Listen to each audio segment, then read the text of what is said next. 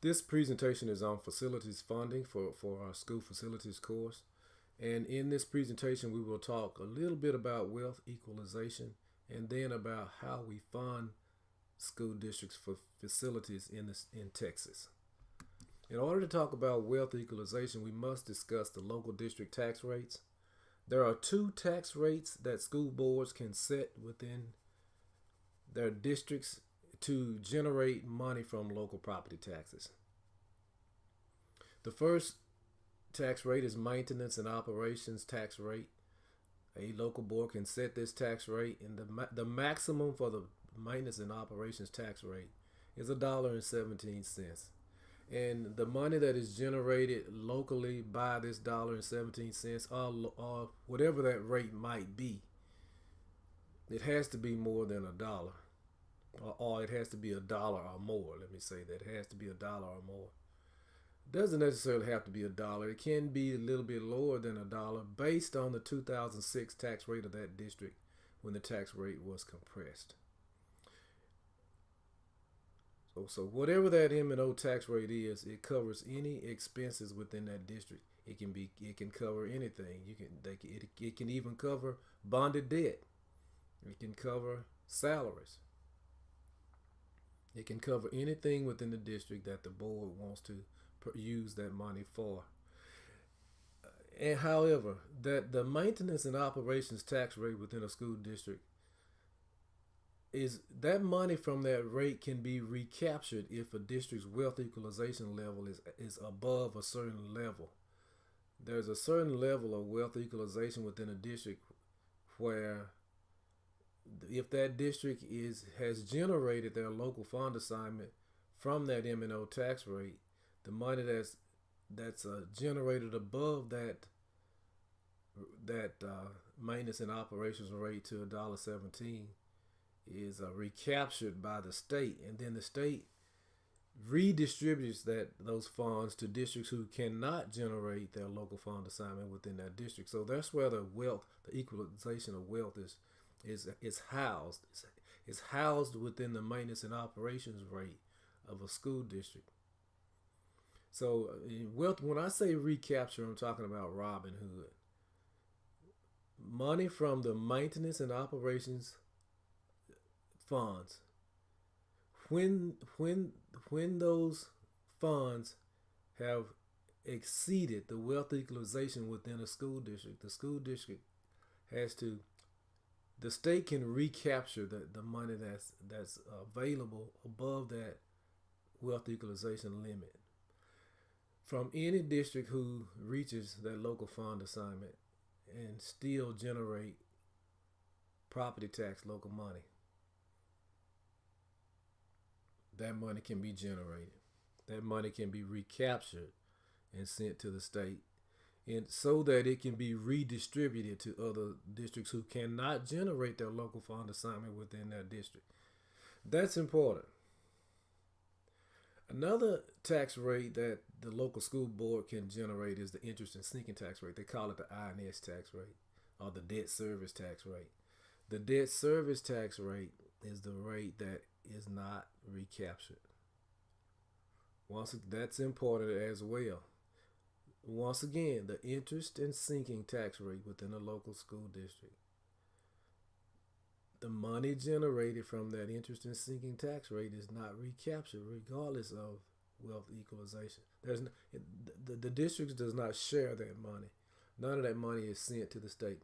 So take, for example, Highland Park, Tatum, Grosbeck. All of these are Chapter 41 school districts who can generate large sums of money from their local property values times at a very low interest and sinking rate,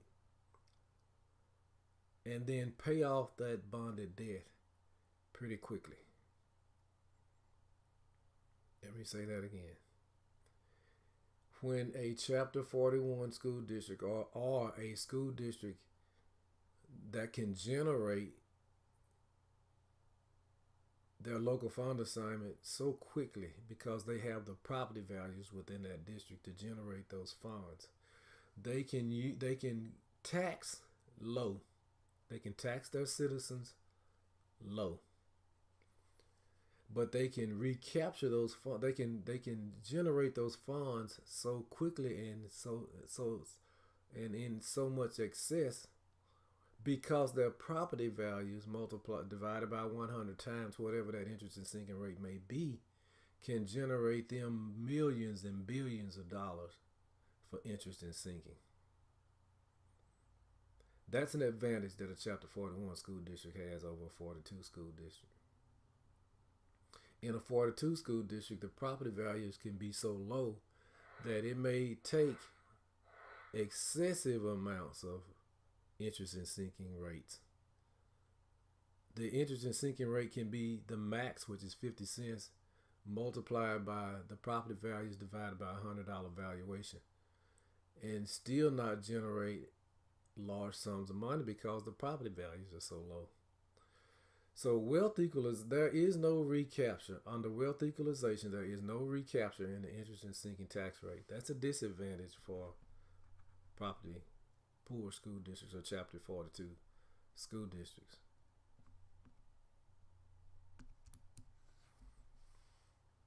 Financing schools. EDA. EDA is existing debt allotment. School districts that had debt before 1999. This program started in 1999, but school districts that had debt before that time the state creates an amount of money based on a formula, and I've given you the links to all 6 of these financing issues that the state participates in with their local school district. I've given you a link in this section in the module 6 to go to the TEA website and read about each of these 6 areas for financing school facilities. But the EDA is existing debt allotment. So if a school district had existing debt before 1998, the state automatically helps pay for that debt, and you can find the amount that local district has on the summary of finances, which is also a link out on the TEA website. But there is no application process that has to be completed with EDA existing debt. The district does not have to complete an application. The state automatically sends money to the district based on the existing debt allotment, based on certain formulas, certain variables within the formula, the amount of money that the district qualifies for. If the district qualifies for the existing debt allotment, the state sends them money. The IFA is the instructional facilities allotment. And I don't believe the IFA works anymore, but it's there for the districts who were grandfathered into the IFA, the instructional facilities allotment. So back at a certain time when districts built an instructional facility, they could participate in an application process, and if they qualified, they could qualify for that IFA. But the problem with the IFA was some school districts were building facilities that were not instructional. So the state came up with the new instructional facilities allotment, which was designed to help school districts build brand new schools that were instructional facilities.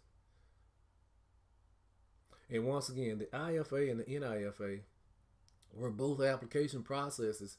And because they were application processes, that local district who participated had to pass a bond in order to participate in the IFA and the NIFA. The bond guarantee program is just a guarantee program that if your bonds within your district, if your district pass a bond and that bond qualifies, if it's AAA, it's good rating, the district is in sound financial position, the debt's being paid, then the state of Texas would guarantee payment of that bond through the permanent school fund.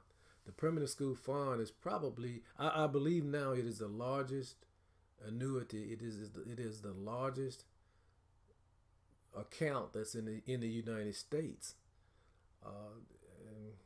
It used to be second to the Harvard Trust Fund, but now I believe that instructional facilities allotment is the largest allotment in the nation.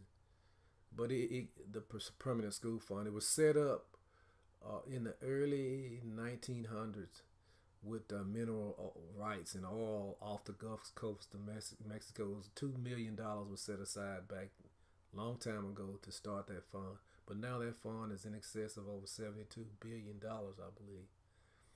It's the largest. Once again, I believe it's the largest in the nation. I'd have to research that to be sure.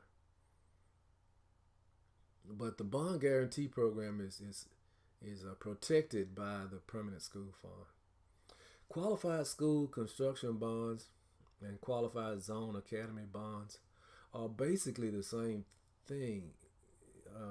This is a federal program that no money is available for these two bond this academy bond and this construction bond.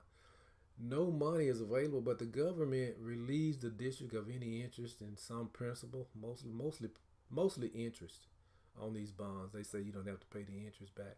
But once again, the school district has to qualify, and they have to, this is an application process that the districts have to go through, and they have to qualify to get this, to take advantage of these two types of bonds. Once again, there is no money that changes hands like in the other financing issues, financing opportunities. No money changes hands, but the district is relieved of the interest for sure, and some principal in some cases. Well, what's the difference? The difference between these two, the school construction bond and the zone academy bond, is that the zone academy bond can only be tapped into by large school districts like Houston or Dallas or San Antonio, maybe Austin, I'm not quite sure. But only the large school districts can participate in the qualified zone academy bonds.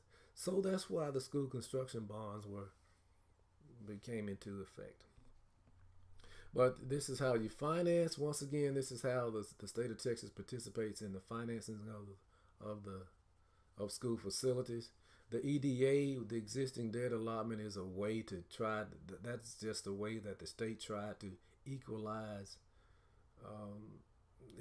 school facilities funding, but it doesn't in any way equalize school funding. It's a good attempt, in my opinion, but it doesn't equalize school facilities funding because there is no recapture in the interest and sinking tax rate. I don't see how